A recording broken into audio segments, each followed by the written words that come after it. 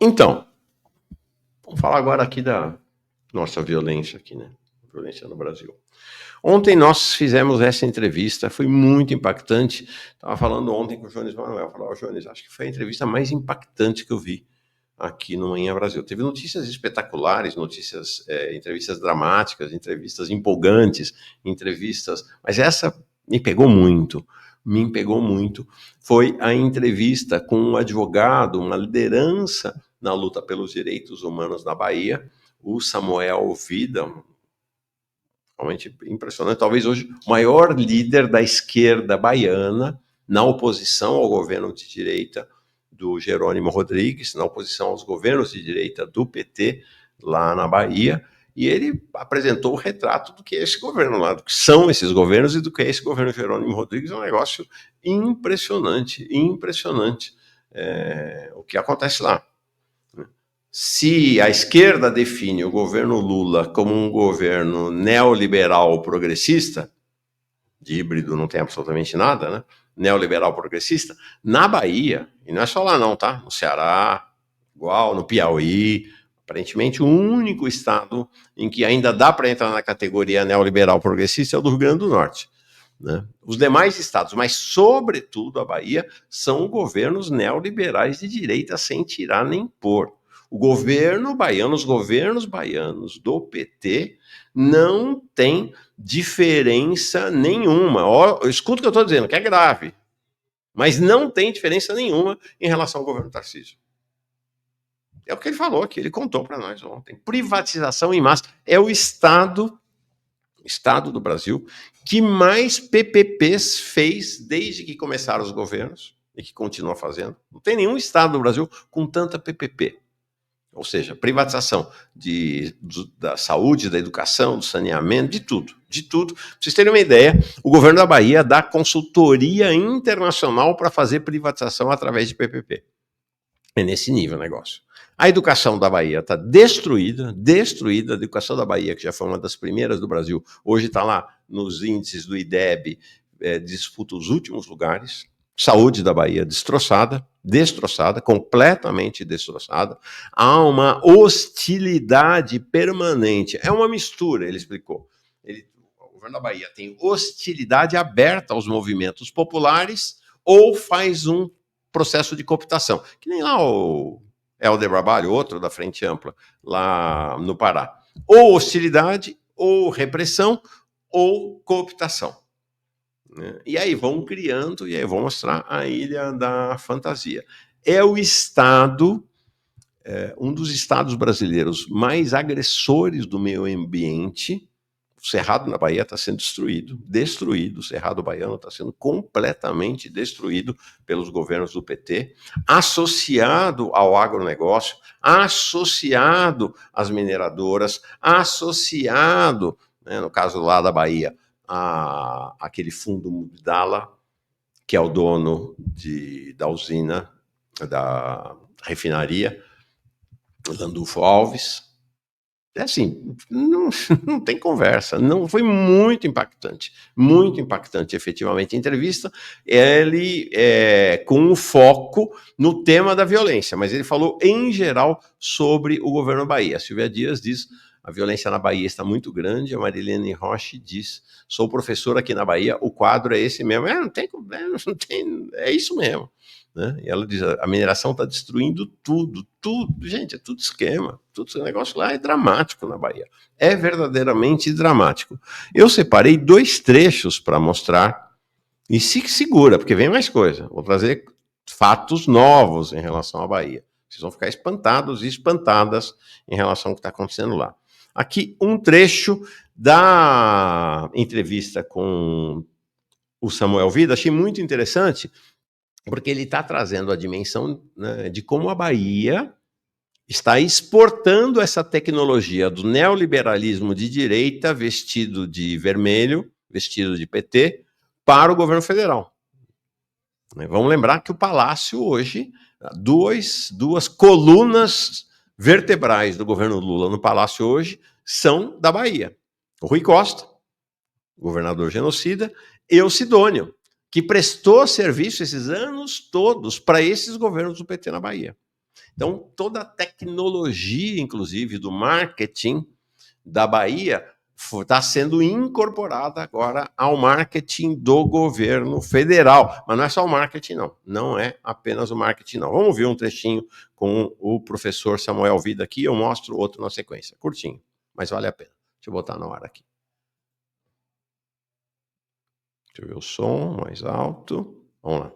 A nível nacional, que é uma dissonância cada vez maior entre o chão concreto da vida e o discurso governamental, né? Essa é uma, e me parece que o papel do Sidônio é chave, né? E construindo uma realidade paralela pela norma discursiva, né? Com certeza. Sidônio é extremamente competente do ponto de vista do marketing, entendido, inclusive, como essa criação de um mundo virtual, de uma fantasia. Tanto que aqui na Bahia a gente brinca muito dizendo que a gente adoraria viver da propaganda do governo. Né? Se aquilo tivesse o mínimo de tangibilidade com o mundo real. E ele é muito bom nisso. Não subestimem a capacidade dele pela técnica, pelo manejo das práticas discursivas, simbólicas, de produção dessa magia. É uma magia que cria um ambiente paralelo e ficcional, no qual, inclusive, prevalece uma aparência de progressismo, enquanto opera na prática. Inclusive, ele próprio como um empresário. Né? O Sidônio é sócio aqui do ACM Neto em vários empreendimentos, alguns dos quais diretamente envolvidos em episódios obscuros de possível favorecimento, a compra de prédios públicos a preço baratíssimo, etc, etc. É um operador também dos negócios. Então, ele consegue muito bem figurar essa fantasia, né? Produzir essa fantasia. E me parece que o marketing que produz o álibi para a manutenção de um espaço de legitimação progressista vai ser intensificado. É condição de possibilidade, me parece, para chegar em 2000. Vamos lá, a gente já continua falando sobre isto.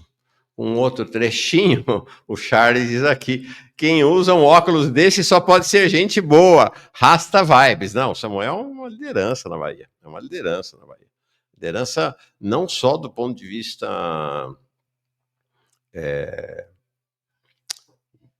político, da defesa dos direitos humanos, da resistência, mas da cultura afro também, figura. Outro trecho dele, achei muito impactante, vamos ver. Continua hoje no cenário nacional é uma probabilidade de que Lula faça uma inflexão mais à direita na temática da segurança pública para a disputa de 2026. Ou seja, nós temos como horizonte provável uma nacionalização da experiência da Bahia.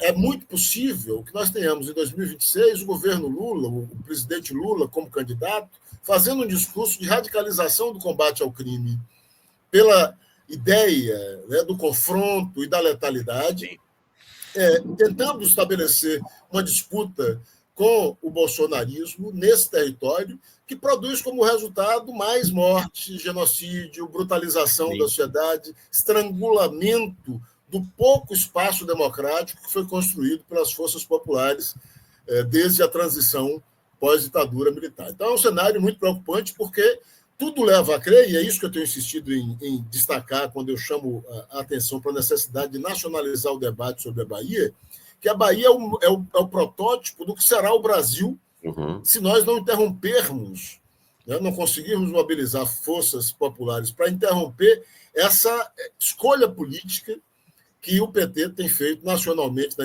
na escala federal e de forma muito mais radical na escala da Bahia. Um desenho parecido se apresenta também no Piauí, no Rio Grande do Norte, no Ceará. Os estados governados pelo PT merecem uma análise mais atenta, porque nós estamos assistindo a um ensaio que tenderá a se nacionalizar como único modo de disputa com a extrema-direita. Ou seja, para ganhar da extrema-direita, o PT se transforma num simulacro da extrema-direita e propõe uma gestão do neoliberalismo mais eficaz do ponto de vista econômico, mais contundente do ponto de vista de violação aos direitos da cidadania e ao estrangulamento da democracia do país. Muito, muito, muito impactante, Samuel, essa advertência dele. Esta tecnologia do petismo baiano de fazer um governo de direita, como eu disse mais uma vez, o governo da Bahia e o governo de São Paulo são cara e coroa, duas faces da mesma moeda. Esta tecnologia está sendo cada vez mais incorporada pelo governo federal. É o que ele está dizendo. Preparem-se, preparem-se, porque o discurso do governo Lula sobre segurança pública sofrerá uma alteração radical para ficar cada dia mais parecido com o discurso bolsonarista. Isso é a Bahia. É o Ceará. Vocês vão mostrar o Ceará. Segura aí que você vai ver o Ceará. Tá? Então, essa é uma questão importante, né? Isso é uma questão fundamental para pensar o Brasil. E aí, este olhar para a Bahia, eu falo bastante da Bahia aqui, porque eu concordo com o professor Samuel Vida. É importante olhar para a Bahia, porque a Bahia é um protótipo, é um projeto, é uma antecipação do projeto do governo federal. Então, vale a pena olhar, e aí vale a pena olhar. Coisa muito. E aí é interessante a entrevista. Ele identifica o momento em que há uma radicalização desse giro. A gente pode classificar os dois governos do Jacques Wagner, porque são 18 anos de governo do PT na Bahia, sem parar.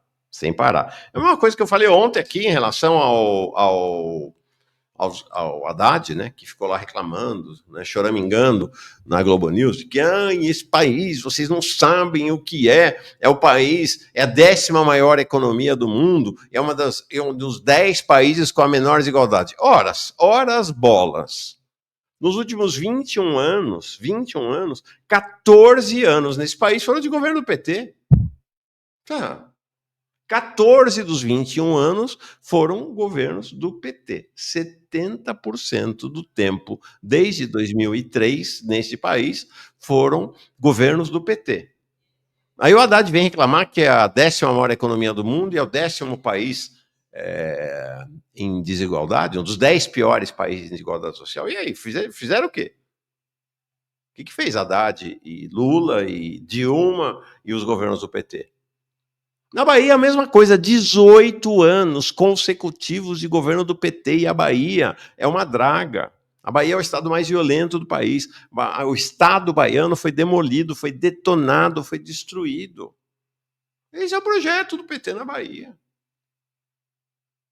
E aí o Samuel Vida vai identificar um momento do giro, porque este projeto já estava dado na Bahia desde a eleição do Jacques Wagner.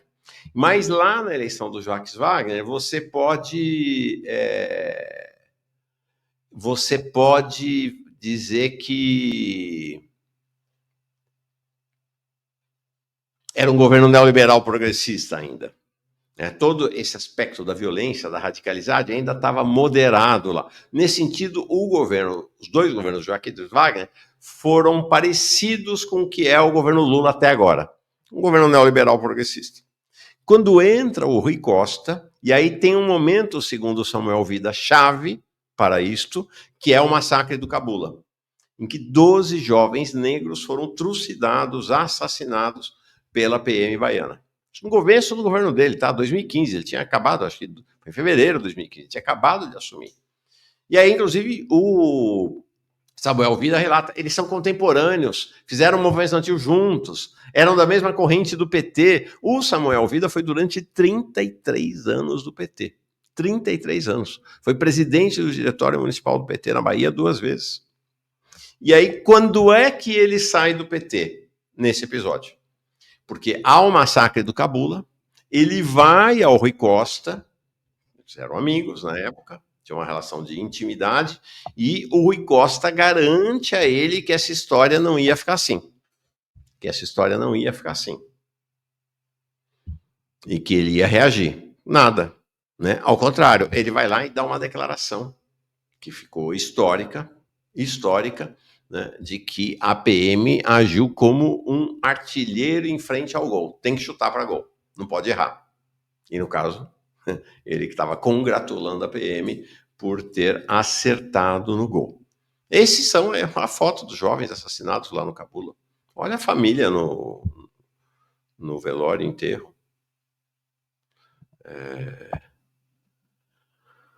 Impressionante. Impressionante, realmente, o que aconteceu na Bahia. Não é o que aconteceu na Bahia. Continua acontecendo. E vai. Esse que vocês estão vendo aí, então é isso, né? Esse trio aí. Esse trio. Né? Jacques Wagner, Rui Costa e no meio o atual governador Jerônimo Rodrigues. Esse que vocês estão vendo ali, ele é policial federal, inclusive, é o atual secretário de Segurança da Bahia, Marcelo Werner.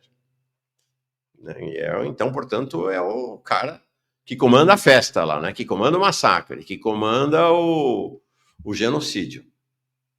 Esse sujeito, presta atenção, eu vou mostrar. Soltou um vídeo ontem, acho que foi ontem o vídeo dele, ontem, atacando as audiências de custódia, uma conquista básica do Poder Judiciário brasileiro, uma conquista básica da justiça e dos direitos humanos, atacando abertamente as audiências de custódia. Só no governo de São Paulo, só o Derrite faz algo parecido com isso.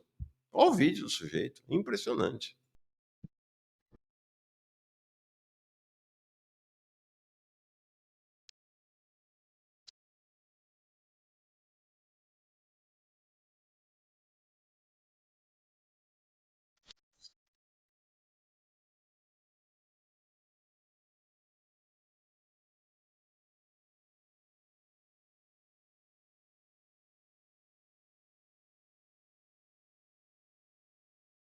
Tá vendo, né?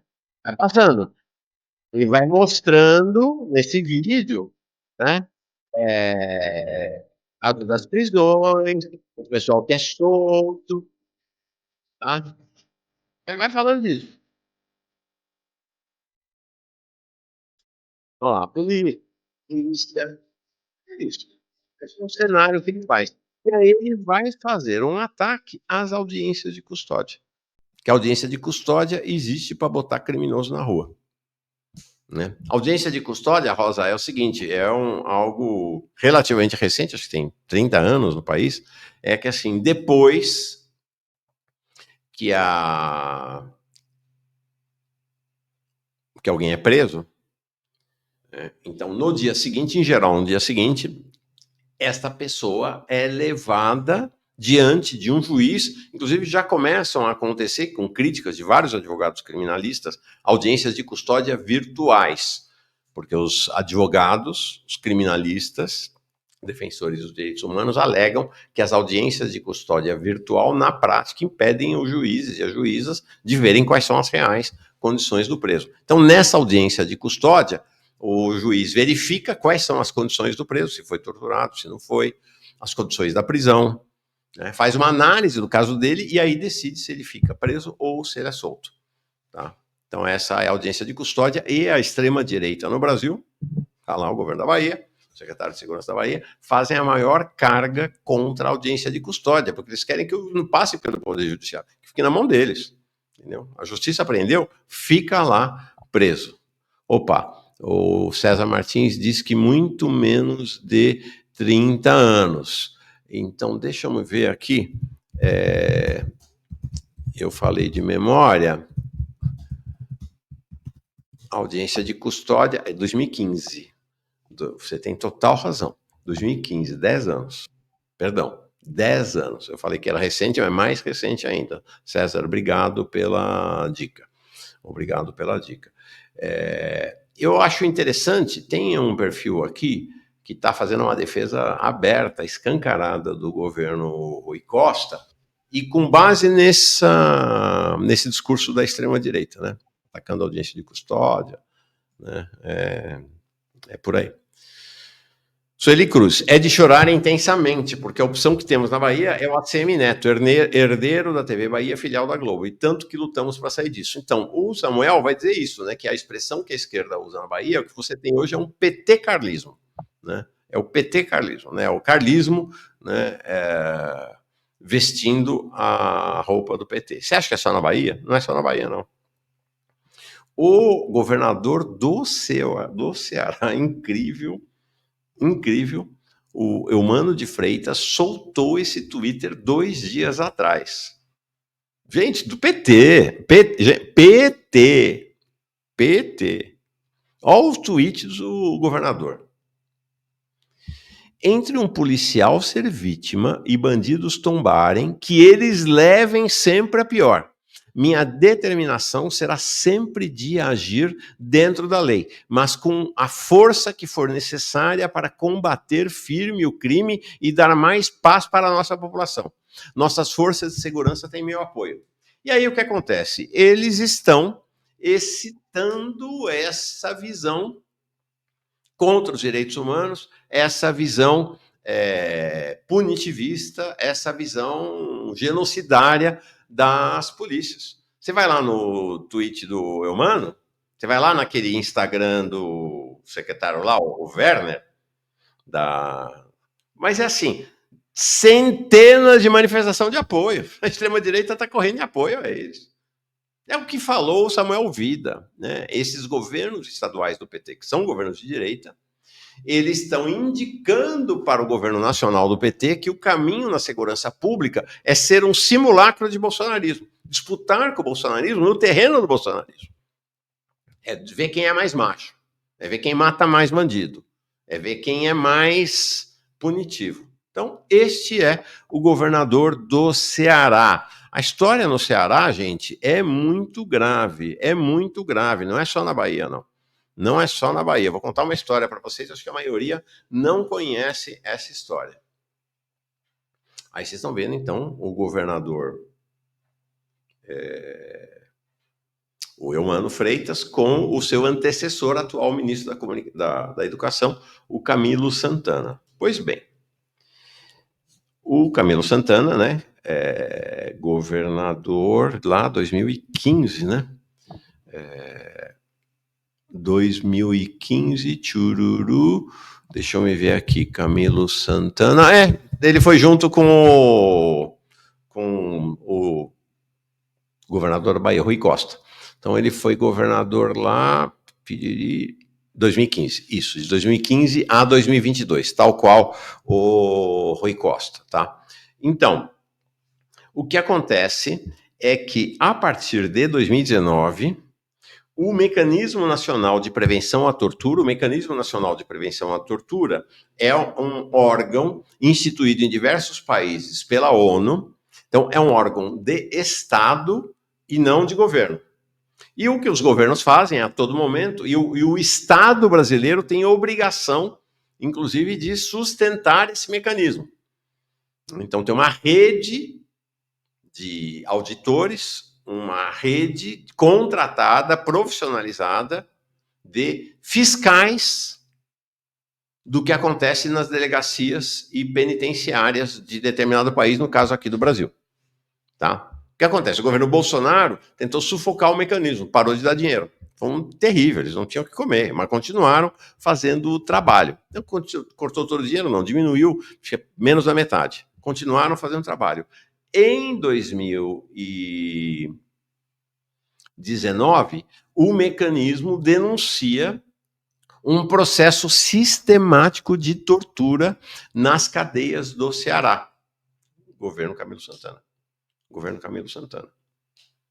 Olha a história. Alguém está perguntando por que o Eumano fez aquele tweet. Ele fez aquele tweet porque na véspera tinha sido um tal do confronto da polícia, da PM do Ceará, com 2 bandidos, nós nunca sabemos, né? E os bandidos foram mortos. Né? Nessa mesma, né? A rotina é sempre a mesma, né? Resistência, armas, a mesma conversa. A gente trouxe, inclusive, isso é toda essa direita aí. A gente trouxe aqui aquela parente de um dos meninos assassinados pela PM lá em Londrina, e que ela falou, quando o Ministério Público foi no quartel da PM lá, encontrou dentro do quartel um monte de arma escondida e droga escondida, que era para exatamente plantar. Mata e depois você planta a arma. Diz que é confronto e depois planta a arma. E aí é o que disse ontem o Samuel aqui. Leva para o hospital depois do confronto. Todos chegam mortos do hospital. É óbvio. É óbvio que todos chegam mortos no hospital. Então, houve essa denúncia já contra o Camilo Santana. Aí vocês estão vendo esse sujeito aí da foto? Menor? Este da foto é o Luiz Mauro Albuquerque Júnior. É o secretário de administração penitenciária do Ceará. Gente, eu estou falando do governo do PT, de um governo em tese de esquerda, do centro-esquerda. Não estou falando do governo de extrema-direita do Tarcísio ou do Cláudio Castro. Vocês estão vendo esse sujeito aí. Esse sujeito aí, ele é o secretário de administração pública do Ceará e ele é o criador da chamada doutrina de intervenção penitenciária, que implantou um sistema nas penitenciárias do Ceará, e esse sistema foi adotado também lá no Rio Grande do Norte, em Roraima, no Amazonas e no Pará, por enquanto, está se espalhando pelo país, que é uma... Sabe o Bukele, lá em El Salvador? É o mesmo esquema. É o mesmo esquema, tá? É o mesmo esquema do Bukele. E ele é um inventor. Ele é o inventor da... Eu tenho aqui uns baianos aqui ligados lá ao Rui Costa, que ficam fazendo esse Francisco aqui. Pois é, Mauro, você defende a PM do Tarcísio? Não, não defendo nenhuma PM, querido. Essa é a diferença entre nós. Essa é a diferença entre nós. Eu não defendo, eu combato. Nós trazemos aqui a denúncia de todas as PMs, né? As Mães de Maio virão aqui em breve para denunciar o massacre da PM de São Paulo. A diferença entre nós é que eu não defendo nenhuma PM. Eu não defendo nenhum governo violento. A esquerda faz isso. A esquerda não defende nenhum governo que massacra os jovens negros do país. Nenhum governo. Nenhum governo. Né? Essa é uma questão crucial para nós. Vamos continuar ali com esse sujeito aí, o Luiz Mauro Albuquerque Júnior, secretário de administração penitenciária do Ceará, criador da doutrina de intervenção penitenciária. O que ele é inventor? Além de ser o criador dessa doutrina, ele é criador de um método de tortura. Vocês estão vendo essas mãos aí do lado? Essas mãos são mãos de presos com os dedos quebrados e que não são consertados, eles ficam assim por conta desse método de tortura. Vou explicar como é que é o método de tortura inventado pelo Luiz Mauro Albuquerque Júnior.